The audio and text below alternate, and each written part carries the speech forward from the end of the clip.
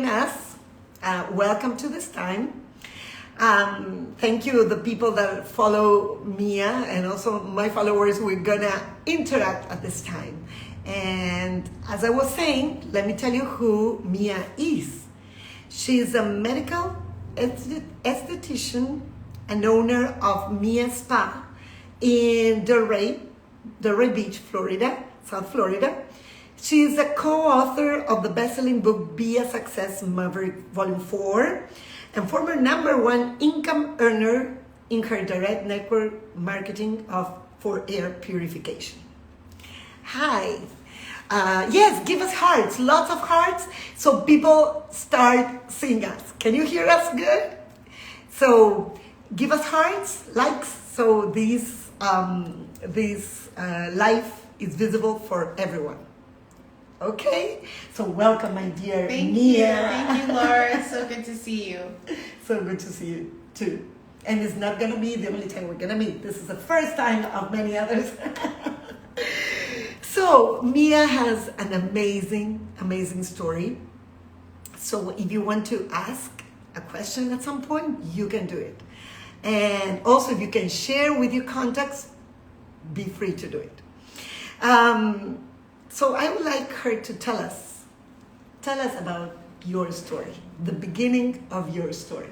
Okay. Hi everyone, this is Mia Oddo. I am a medical esthetician and owner of Mia Spa, but I will begin with my story. It was 1974. It was the very end of the Vietnam War. And there was a couple, Christy and Eddie, who always wanted to adopt a child. So they prayed and they prayed and prayed, and their prayer was answered. They finally got the call to say, congratulations, you can finally take your baby home. So after 2 years of waiting, they finally get to the airport, only to find out that the plane that their baby was on crashed into a mountain and died. And it really was a very sad time. It was a historical event. It was part of Baby Operation Lift to save these 300 babies that were products of the war to come out to these American families. So naturally, Eddie and Christy were so distraught. The reporters were making them feel worse by saying, how do you feel after waiting 2 years for your baby, never to see your baby again, and the only thing that you'll have to remember her by is that picture you're holding in your hand? Well, Ed said, stop. I don't want to hear any more of this. I want to verify what babies were found, what babies' bodies were found, and what babies actually took that plane. So Ed called all over Washington. He called all over Vietnam. He finally spoke to a Vietnamese official who said, you know, Ed, it was a miracle. For some reason, your baby was missing one signature and her paperwork was not complete. And we realized that moments before she boarded the plane. So she took the second plane and she was one of the only survivors. Oh my God. And that little baby was me. Wow. That's amazing. Amazing, because you didn't take that plane? I didn't take that plane. A signature saved my life. Wow. And I'm here today because of that. Isn't that amazing? How would I not stop when I read something like that? I said, I have to meet her. Wow, Mia. And so what was the situation at that time? When you know that you mentioned when we talked the products of the war, those babies? Mm-hmm. What was the situation? It was a very chaotic time. It was, you know, the end of the Vietnam War. The American soldiers were there. You know, there were a lot of babies being born that, you know, didn't really have, they were orphans.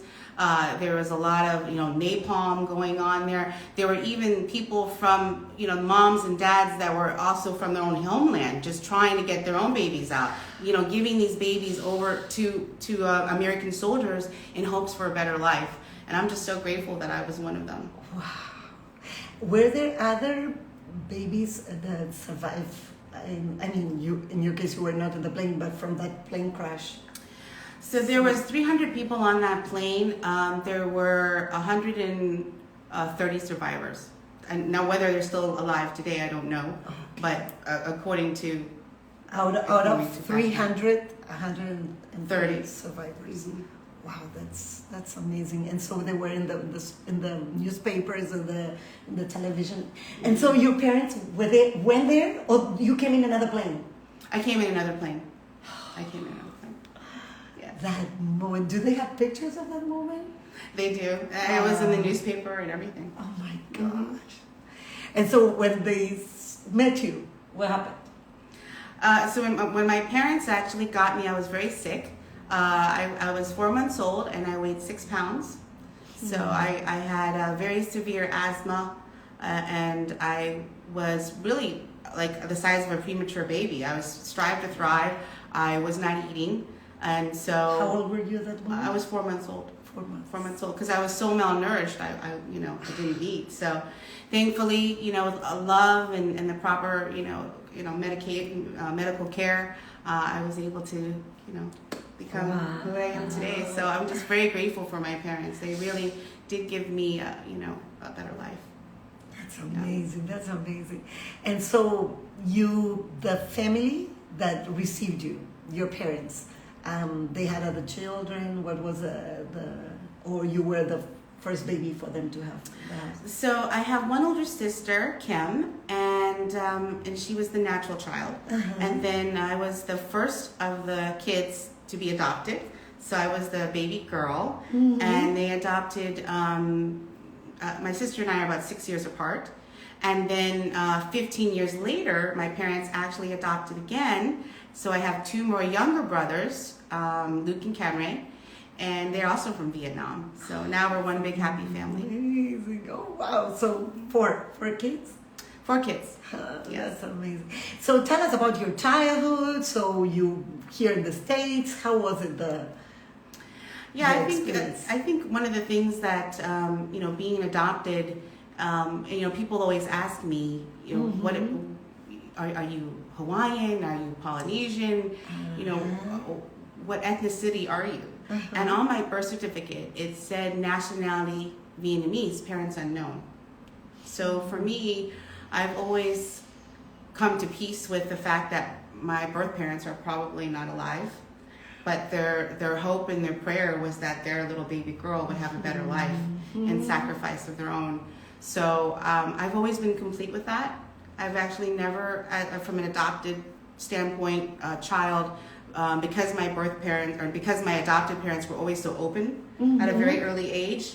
They would always tell me, that I was their gift from God. And this is what I was going to ask you. Yes. Since when they always told you that? They always told me since I was 2 years old, but I didn't really understand the full scope of what that meant until I was 6 years old.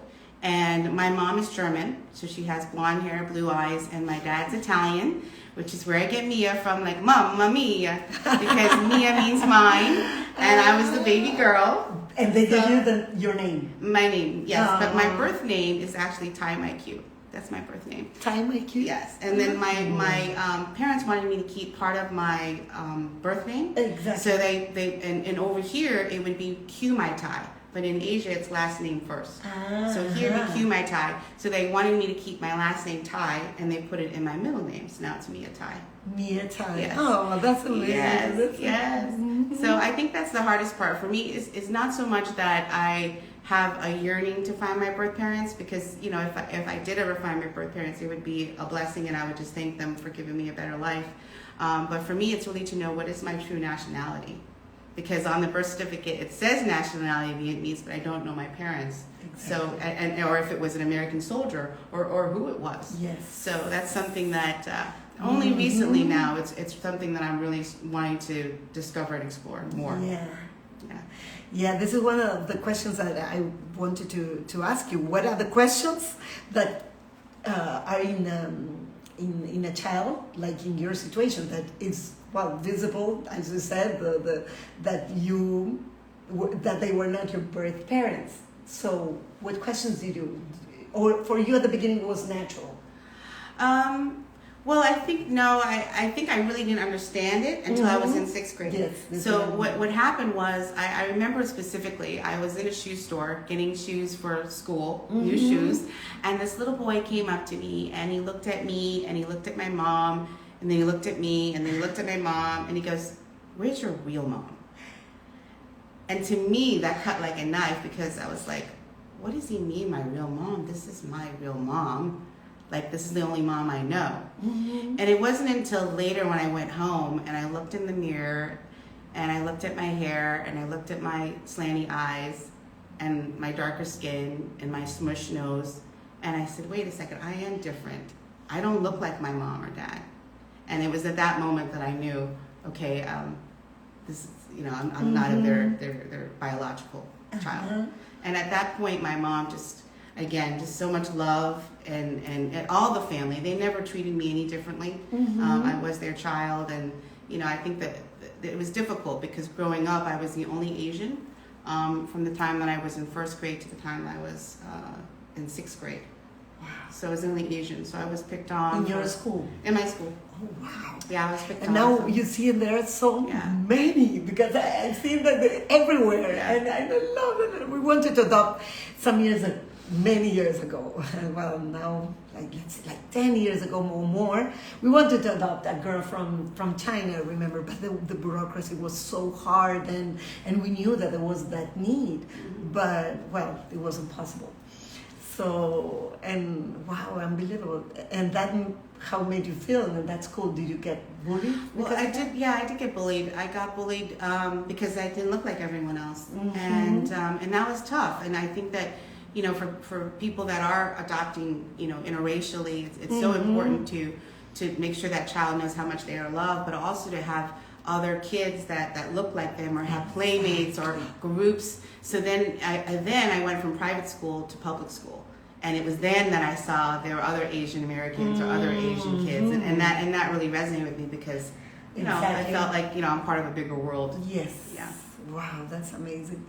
And the questions, when did the questions start to come to your heart? The questions of your story of what happened. I imagine like the questions that come from a kid. I think for myself, not being on that plane, the biggest question was my purpose. Why did I not take that plane? What's God's purpose for me? Exactly. And I really didn't understand what that was until many years later. To know, what is my true calling. That's amazing. Yeah. That was the first. And the first question, of course, and you knew that happened. That's amazing. Wow. That's for a movie. Well, for a book. I know that is coming. And then about your biological parents, did you have questions about that? I really didn't, because my parents were always so open, and because they were such amazing, loving parents, they were my parents. But I think for me that the most difficult challenges was, wanting to be accepted, wanting to be loved, wanting to feel connection. And even any adopted child, whether they're young or whether they're older, has issues of abandonment. So I think those were the more things that I thought as I was growing up. Not so much as a child. As a child, I just saw my parents as my parents, and I'm grateful for who they were. Exactly. So for me, I was always complete with that. It was as I grew older, managing life and the questions of, can I find true fulfillment and happiness? Why was I not on that plane? There has to be a bigger why for me. Wow. Yeah. And so that I have been dealing with people and different situations, stories, and I've heard so many of them saying, there was that sense of belonging and that desire to see where I come from. That happened to you, that wanted to know to go there and to see something, learn something about them, or no? Well, I think now that you're an adult, of course, and that you can process everything. Yeah, I think growing up as a child, I always wanted to have friends that looked like me, that were Asian, but I was too American for a lot of the Asian kids, and I couldn't really relate to them in the same way. So I have wanted to go back to my home country so then I could understand the culture and the people, and see other people that look like me. And I was supposed to go for the very first time last September. Would have been amazing, but then COVID hit and I couldn't go. So it's still on my bucket list, but I'm definitely going to go. Let's leave that in standby, because this is going to be for the second part of our interview. So when would you tell imagine, because I know that you have been talking to kids at school, high school. You've been talking to them. You mentioned before some years ago. Oh, like one of my other, when I was a motivational. Yes, Yeah, oh, exactly. yes. Yeah, I remember you mentioned something like that. Yeah. So, because this is something that I know that it happens to kids, even when they have their own family, the sense of not belonging, not fitting. Well, even adults, they have that situation. But what would you tell them for a kid that is adopted? Maybe you already had the possibility. What would you tell them? What I would tell the kid or the parent? The kid and then the parents. Okay. Both. Wow. I think if I were to speak to someone that, and I have known people that are also adopted, it's the most important thing is, well, I think from the parent standpoint first, is to tell the child as early as possible. Okay, that's first and foremost. Yeah. Because I did have a friend of mine that was told when she was 18, and that didn't go well. So first and foremost, honesty, and just to love that child as if they were their own. I think kids that are adopted, I would, encourage them to have, playmates, to have other people that if they're international, have other kids that maybe they can relate to. And my parents did do that. We did have a play group where there were like other Asian kids so that I could feel part of that. But I think just being open with your questions with your parents, like being able to understand, like, okay, well, why was I given up? And to have that conversation with their parents. I would say have that conversation with your parents. Like, if they don't feel like that sense of, that they were here to love, to have a better life. And that's really, that's the ultimate, because there's so many adopted kids that don't go back to search for their birth parents. Yes. And it's not always a good outcome. I think that, like that. Yeah, for sure. Yeah. Thank you for sharing that, and the reason, especially that I'm asking these questions, and I hope they're not tough for you, and I know that you're helping other people with that, and it's because I know that there are other questions and in people's heart and their parents, and you mentioned something so important of telling them from the beginning, and ultimately that healing will come, especially as you said, the possibility of seeing, wow, that was a privilege of being loved, although there was the other situation, which sometimes we never know which is gonna happen, or which would happen. Okay, so this was your first part of the story. Now you said that you wanted to go there for the first time to Vietnam. What would you do there if you had the chance? If I want to go back to Vietnam? Well, actually, I am part of a charity that I support, which is called Open Hearts for Orphans. And I would like to do mission trips where I can go back to the orphanages and be able to donate medical supplies or food supplies, or even financial assistance to families that are either trying to adopt a child or fostering a child. That's what my charity does. It supports them. It's run by Lisa Murphy. And I would love to do that. That's something that I would. Amazing. Yeah. Wow. Wouldn't it be amazing to join her in that mission? What's the name of the organization again? Open Hearts for Orphans. Open Hearts for Orphans. And they go to Vietnam and other countries too? Oh, that's good. Yeah. Awesome. And so you have been talking as a motivational speaker. This is also that we mentioned in different places. And you mentioned for also that organization. So for Open Hearts for Orphans, I am an ambassador for them, so I do motivational speaking, where the actual charity will go into different churches and be able to help support the parents that might be interested in learning about adoption or how to foster a child, so then they will have other parents that have already been on the other side of adopting a child or fostering a child and what it's like, and then the resources that are available. And then I come in from the other side as a child on what it's like to be adopted. So that's amazing. It's been an amazing journey. I can imagine. You've met so many people. That's awesome. Yeah. So, and tell us about you now, Mia, that successful woman, entrepreneur.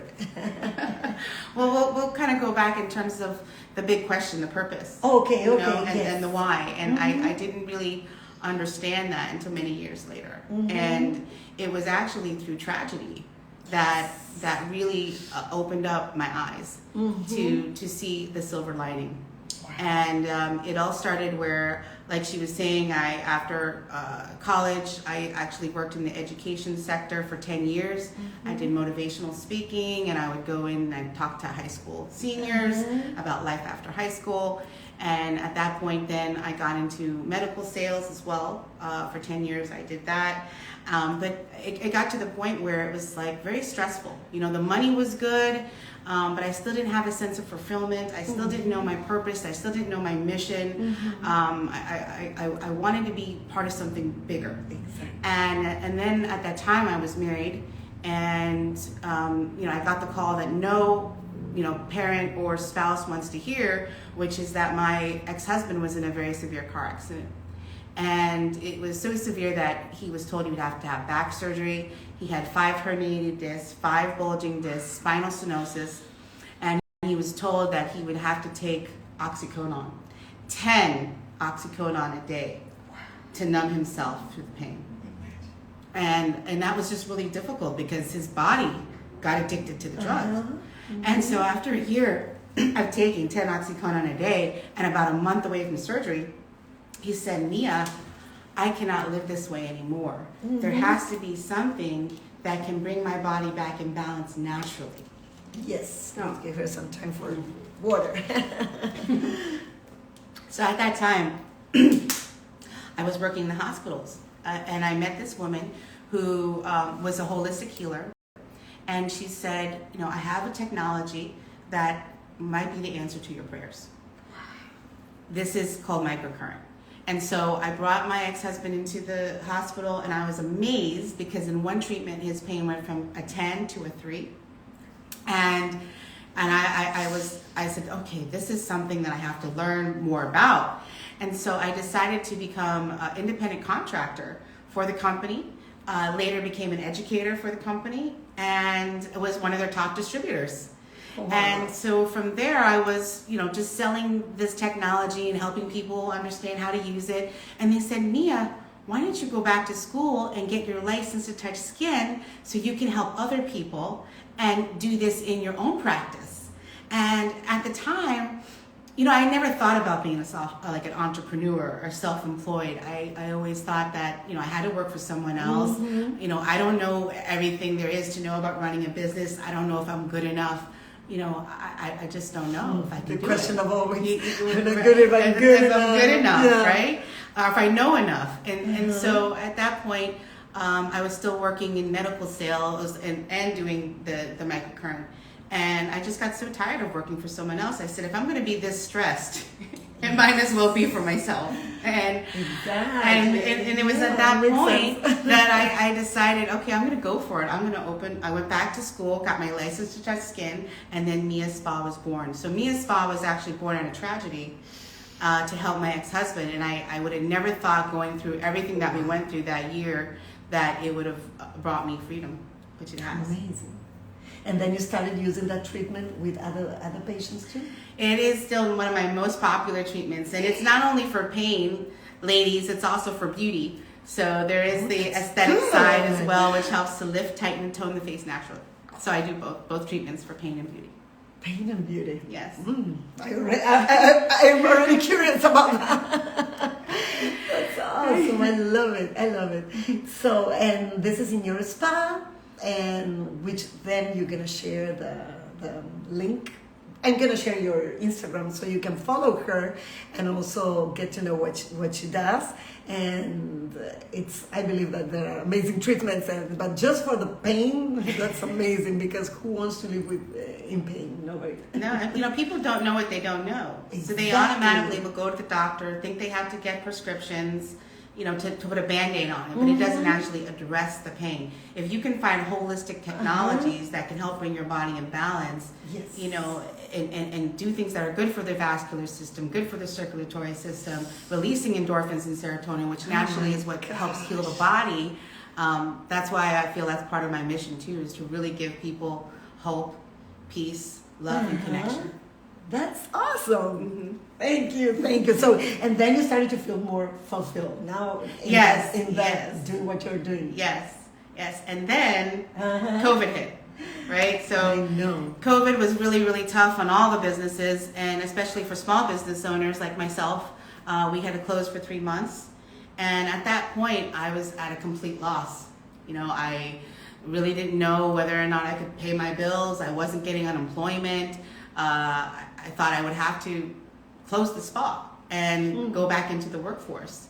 But then, you know, I think I shared I had suffered asthma from a very long time. Yes. And I had remembered that I had purchased as a consumer an air and surface purification system. Being that it was in COVID times and I was identified as high risk, I didn't want to take the chance of getting sick and then be in the hospital and having a fatal accident. So I had to really look at what was causing the imbalances in my body, internally and externally. So I actually invested in looking at a lot of different air purifiers and found the one that really, I mean, I was on my nebulizer 3 times a day. I had neti pot, Allegra D, Flonase. I was wheezing so much at night. I'm 47 years old, but I was trapped I felt like I was trapped in a 9-year-old body. We are And- teenagers. 50. So it was really a blessing, because the moment I put that air purifier in, I have not had asthma since. So at that point, as a consumer, I was just really happy doing the spa. And then the lady that had told me about the technology, she said, you know, Mia, you have a really great story about how this helped your asthma. Why don't you start to share it? And we are in a pandemic, and this just so happens to be an FDA-approved technology that's proven to kill SARS-CoV-2 in 3 minutes in the air and surfaces. Oh, wow. So I thought, wow, wait a second. This is something really special. I have to look at this. So I started to share my story, and then I helped so many other people that had asthma, COPD, respiratory issues, mold issues, allergens to pets, off-gassing, all of these things. And then I said, okay, how as a business owner, now the spa's reopened, how can I help my clients feel safe to come back in? Because many of them didn't feel safe. They wanted to wait for the vaccine, or they just, you know, they were very fearful. So I put this technology in the spa, and I started to get so many thank yous from my customers. And, you know, thankfully no one has gotten sick. And all of my therapists and I myself do work over people 60 to 90 minutes a day. So I'm so grateful for this technology, because it's really given me an added sense of peace of mind and protection in these times, in this new normal, whatever that is. I know. And then it's really kind of grown from there. And now I've helped reopen 15 schools and churches and restaurants. So it's really been a ripple effect. And again, this all came out of tragedy. As a result, the silver lining was now I have another business, a very successful air and surface purification business. We're talking about already 3 consequences, positive, like you said, a ripple effect of a tragedy, but becoming a blessing. Yes. No, that's amazing. Like we were today listening to how COVID affected people. The same situation affected someone negatively or positively, just by the fact of finding the creativity in the midst of a tragedy, of something that is hard. Yes. And we tend to focus on the negative things, but if we change to an opportunity, look what happened. Now you have 2 sources of helping people and of income too. Yes, it really is a blessing. And that's the biggest thing when I think about when you look at overcoming obstacles. You know, a lot of those obstacles are met with resistance, right? But through resistance, you develop inner fortitude. That's great. I love it. Thank you for joining all the people that are so happy to hear a great story. Somebody Thank you so much. So we heard about her mission through her spa, through the purifiers that she has that has been helping so many people. Now through the her mission that wants to help that is helping orphans, and also you told me about a book. Yes. I do have an upcoming book that is going to be released at the end of April, and it's called How to Be a Success Maverick, Volume 4. The first volumes, 1, 2, and 3 did go bestseller on Amazon, so we do expect that it goes bestseller again. And I'm just very honored that I was selected to be one of the co-authors to really share my story. So I would love for you all, if you'd like to read and have one of my books, please comment below. Yes. And we'll make sure that I'll send the link to you once it becomes available. So I'm very honored to be a part and have my story be shared with the world. Yes, this is gonna be in April, you said? Yes, and April.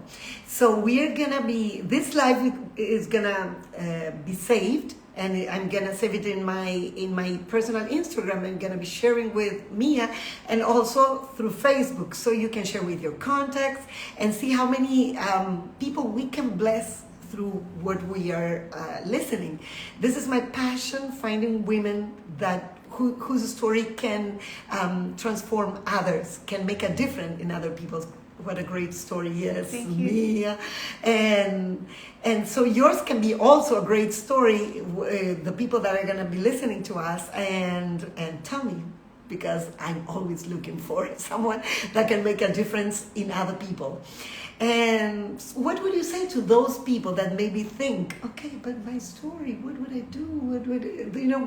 Women that maybe are like quiet in their houses and nobody knows about them, that maybe their tragedy can become a blessing to other people. What would you tell them? Well, I think, out of a lot of tragedy or out of challenges or obstacles does develop inner fortitude and the resilience to keep going and the lesson, right? And we were both at Tony Robbins, Yeah. and Tony Robbins said, people always say, why is this happening to me? Exactly. Right? But it really should be saying is, why is this happening for me? And that's, one of the biggest takeaways that I've learned over the years is really the lesson, through it all. So I think, to understand that this too shall pass. Yeah, exactly. I love it. This is not happening to me, but for me, for a purpose. And so thankful also for these events of Tony Robbins that connected people, like-minded people, who wants to make a difference. And if you are a woman, if you're around the area here of West Palm Beach, Boynton, I don't know, whatever, Miami, you want to join us. We want to meet locally also to grow together, to connect with each other, to make like this network of people that have different gifts, different talents, different stories, and we can complement each other and make such a huge impact in society, in our, the surroundings of our families and everybody that we can reach. And so also I want to tell you that I have a Facebook group of ladies that also want to make a difference and impact in this world. My calling in this case is women that feel overwhelmed, drained, and tired, and they want to, in their mess, find their message. So if you feel that calling, and like Mia was saying, I knew that I was born for something else, to be part of something bigger than me. Yes, because if we are just in this space, we are not going to grow more. But however, we take our limitations and we think, wow, there is so much more. And there is a part of a puzzle. I was saying, there is that saying that we are 5 people apart from each other. The other day, someone that I know, not personally, shared a picture, and I think I saw me at that picture on Facebook. And I said, wait a minute, that lady at the back, I think I know her. She said, Mia, yes, I'm going to meet her on Sunday. That's so funny. Thank you, Mercedes, my dear. She's saying, great inspiration. Thank you so much for your feedback and comments. Thank you. So we're going to save that life and share peace with others. We want to reach as many people as we can. Thank you, my dear Mia. So good to have you here. Well, to come here, I came to your house. Please follow me at Mia Spa Delray Beach. Exactly, Mia And Spa Facebook. Delray Beach, and also on Facebook. 2 S's. Mia Spa, MIASSPA. Delray Beach. Yes. Perfect. Thank you. Have a good night, everyone. Thank you. Bye. Bye.